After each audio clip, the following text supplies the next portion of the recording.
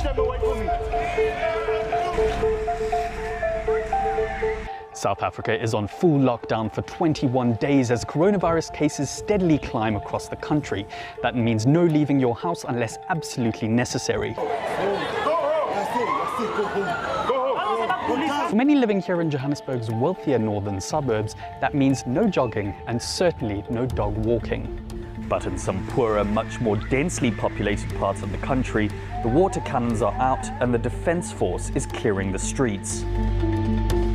Since lockdown began late evening on March 26th, there have been dozens of arrests, including confiscation of alcohol, and both military and cops are roaming streets to enforce social distancing. But for many, keeping a distance simply isn't possible. South Africa in many ways is still two countries in one. Seclusion and social distancing in the suburbs contrasts with the reality for millions living in informal settlements. Here, not only is space a luxury, but for many, even basics like access to water and proper sanitation facilities.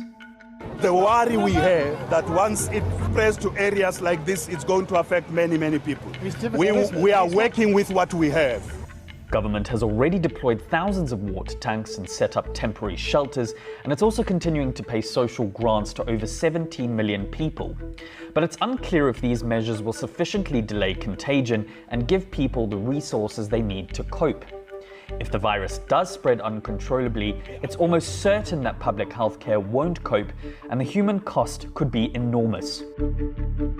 What is clear, however, is that the economic fallout is likely to be extremely painful, especially for millions who depend on informal trade. I'm a father of 3, 2 boys and a girl. So with this coronavirus, it is becoming difficult for me, because I earn demand for the food here, demand for them to go to school, demand for the clothes, and demand for everything. The business is not good because there are few people they are run away for that corona. I'm just worried because I can't feed even my kids. But even some bigger players have sounded the alarm. The country's main business lobby says the president now needs emergency powers to protect the economy from disaster.